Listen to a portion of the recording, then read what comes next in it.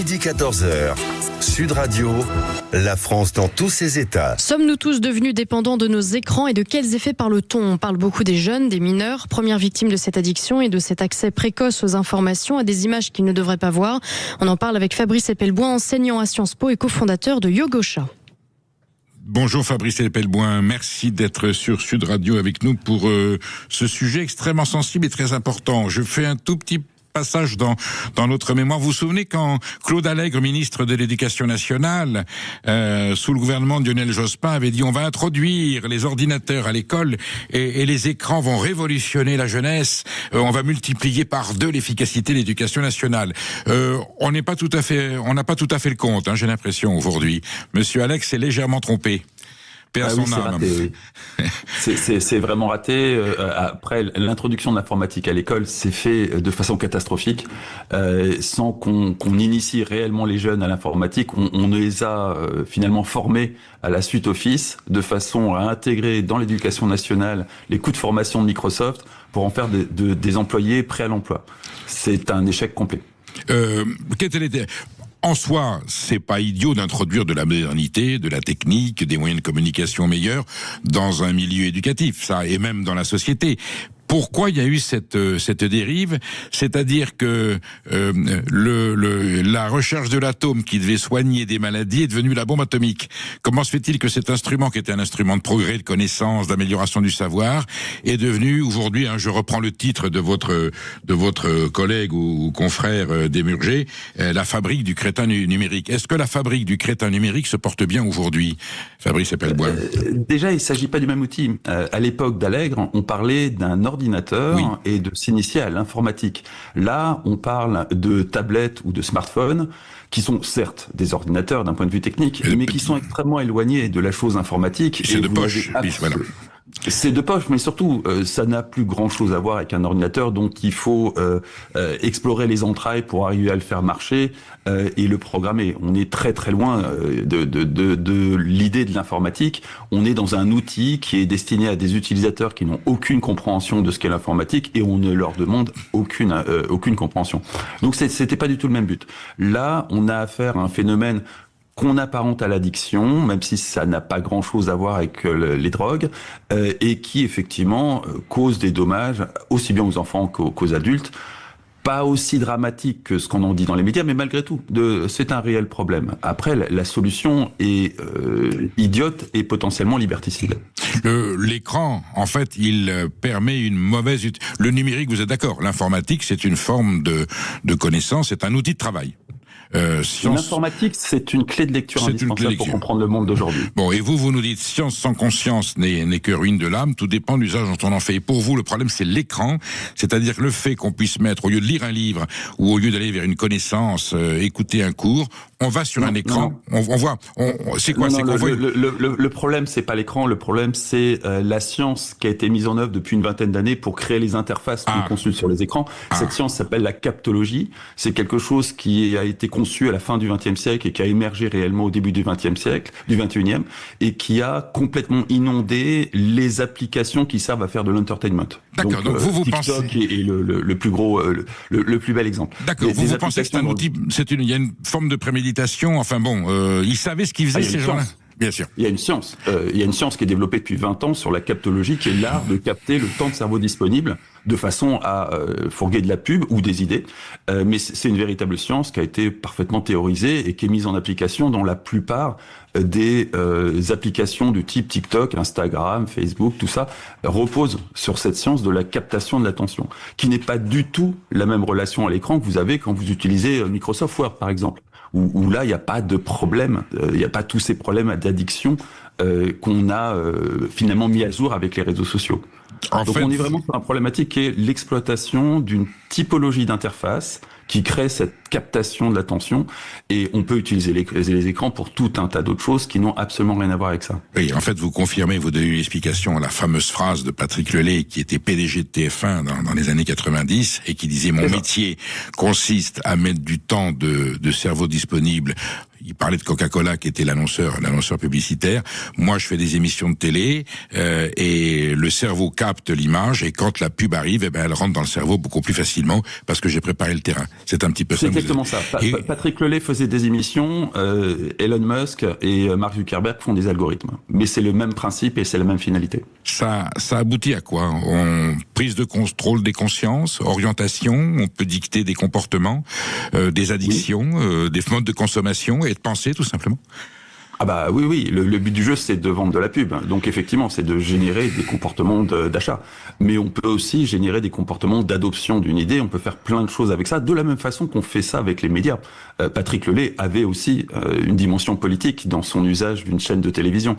On est passé aux algorithmes, on est passé aux ordinateurs, aux smartphones, c'est beaucoup plus sophistiqué que l'époque où Patrick Lelay composait un programme pour capter l'attention des téléspectateurs et leur fourguer de la publicité parce qu'il avait capté le temps de cerveau disponible. On est aujourd'hui dans un système algorithmique bien plus sophistiqué, mais la finalité est la même. Vous vous souvenez qu'on disait à l'époque que certaines chaînes pouvaient peser sur le scrutin, sur la vie électorale, selon le type d'émission. Est-ce qu'on a vraiment besoin de mettre en conditionnel? Non, mais vous nous expliquez maintenant que ça c'est beaucoup plus élaboré, et la technologie est allée plus loin, et que l'écran aujourd'hui, c'était l'écran de télé dans la famille à certaines heures de la journée, et qu'aujourd'hui on a ça dans sa poche en permanence, et qu'il y a derrière une industrie de la communication, de l'intoxication, de l'addiction, qui fonctionne de façon très efficace.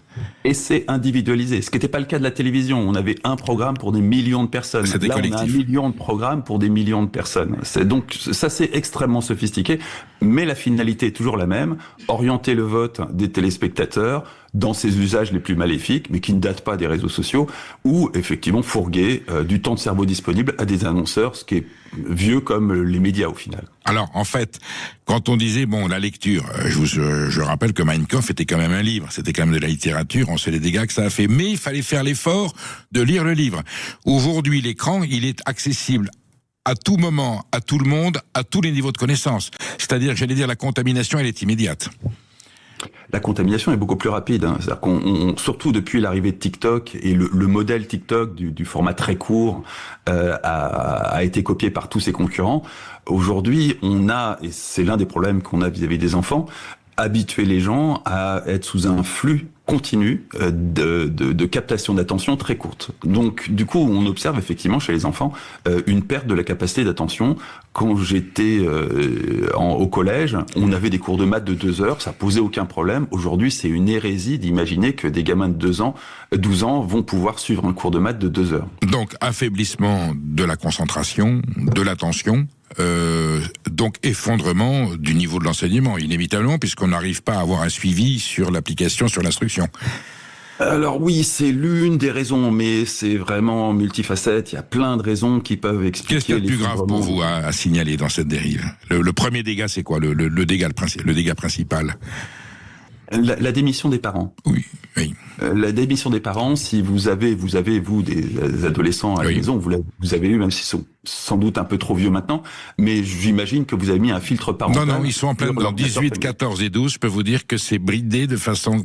Parce que je sais ce que vous dites et que je l'ai vécu ailleurs, je suis extrêmement vigilant sur cette question. Et donc, vous avez installé un filtre parental sur l'ordinateur familial, et avant de leur offrir un smartphone, parce que vous n'avez pas pu y échapper, vous avez installé un filtre parental sur le smartphone, j'espère. Et alors, ce filtre parental vous permet de définir un couvre-feu, de définir un temps d'usage maximum, d'interdire certains contenus. C'est de votre responsabilité à vous, parents. C'est pas à l'État de le faire. Je suis allé un petit peu plus loin, Fabrice Eppelbaum. J'ai soigné l'enfant, c'est-à-dire je l'ai protégé contre les dérives possibles. Ce qui serait l'idéal, évidemment, et c'est ce que vous prescrivez. Mais pour autant, il existe des moyens pour les parents de limiter les dégâts et de faire en sorte que les enfants ne puissent pas accéder, à des communications, à des informations, à des réseaux sociaux nocifs. Vous mettez TikTok en premier quand même ou non? Il y en a d'autres, je suppose. TikTok, oui, je le mets en premier parce que c'est le premier réseau social chinois à avoir débarqué dans le monde occidental. Ce qui fait que tout d'un coup, on a pu poser des vraies questions qu'on se posait déjà entre spécialistes à l'époque de Facebook et d'Instagram. Mais pour une fois, on n'a pas eu une levée de bouclier de tout un tas de gens qui étaient plus là pour protéger les intérêts des GAFAM qu'autre chose. TikTok, c'est des Chinois, donc c'est des méchants, et donc on peut y aller. Qui plus est, leur algorithme est plus efficaces encore que ceux d'Instagram et de Facebook, ce qui le rend potentiellement plus dangereux, plus inquiétant, parce qu'on n'a pas la moindre idée de la façon dont il fonctionne, alors qu'on sait à peu près comment fonctionne celui de Facebook et on sait comment fonctionne celui de Twitter. Là, TikTok, c'est un mystère, et puis c'est une puissance qui est clairement ni un allié, ni un ami, ni un partenaire historique, et qui est potentiellement hostile, c'est la Chine. Alors que les États-Unis, il a fallu attendre le retour de Trump pour que tout d'un coup on se pose des questions sur la nature de cet allié. Fabrice Epelbois, vous êtes enseignant à Sciences Po. Est-ce que, pour rentrer, j'allais dire, dans le vif du sujet, on y est depuis un moment, mais le stade d'après, c'est qu'est-ce qu'on peut faire? Est-ce qu'il existe aujourd'hui potentiellement un arsenal législatif? Est-ce que la classe politique, est-ce que nos gouvernants peuvent prendre, j'allais dire, en conscience des mesures efficaces pour limiter ce massacre et les ravages potentiels que cette dérive est en train d'engendrer dans la société? Est-ce que vous pensez qu'il y a un moyen politique de résoudre ce problème?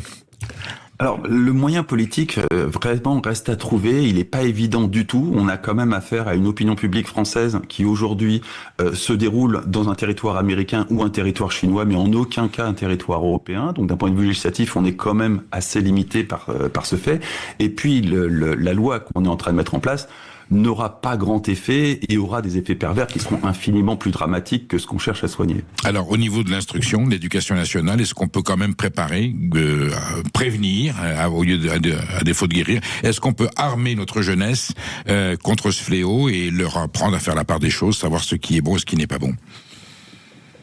J'ai envie de vous dire que ça va se passer dans le secondaire et pas dans le supérieur, qui est mon domaine, et que dans le secondaire, ma foi, la barque est tellement chargée que ça dépend de l'établissement où sont vos enfants. Il y a certains établissements qui pourraient tout à fait prendre en compte ce genre de choses et ajouter ça et se former. Mais il y a quand même beaucoup d'établissements qui sont tellement noyés dans les problèmes que ça va être le cadet de leurs soucis. Maud Koffler va vous poser une question. Oui, Fabrice Epelboin, puisqu'on parle des réseaux sociaux, des perquisitions sont menées en ce moment dans les locaux de la plateforme X et le parquet de Paris a convoqué le 20 avril Elon Musk, patron de X. Qu'est-ce que ça dit de l'état actuel des choses? Qu'est-ce que vous en pensez? Alors il faut replacer ça dans un bras de fer géopolitique qu'il y a entre la France et les États-Unis, qui a commencé en 2024 ou 25 avant l'élection de Trump par un bras de fer entre Elon Musk et Thierry Breton. Elon Musk accusant Thierry Breton d'avoir tenté de passer un deal où il échapperait à une forte amende en échange d'une censure politique d'opposants européens. Et puis ça s'est traduit par, vous connaissez l'histoire de Thierry Breton, une fois Trump revenu au pouvoir, Thierry Breton a été convoqué à une commission d'investigation parlementaire américaine, il ne s'est pas rendu à la convocation. Par la suite, Elon Musk a eu la fameuse amende promise par Thierry Breton, et puis Thierry Breton a eu ces sanctions américaines, l'interdisant du territoire. Là, on est dans le... C'est une représaille.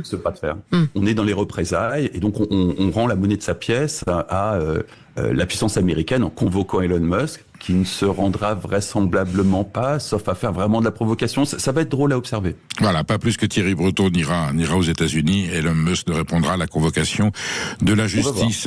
Voilà, on pourra aussi convoquer l'ayatollah Khamenei, mais je pense qu'on aurait peu de chance de l'avoir. Merci Fabrice Epelboin pour ce témoignage. Je suis persuadé qu'on aura l'occasion d'en reparler parce que il semblerait que les dégâts ne sont pas terminés. À très bientôt.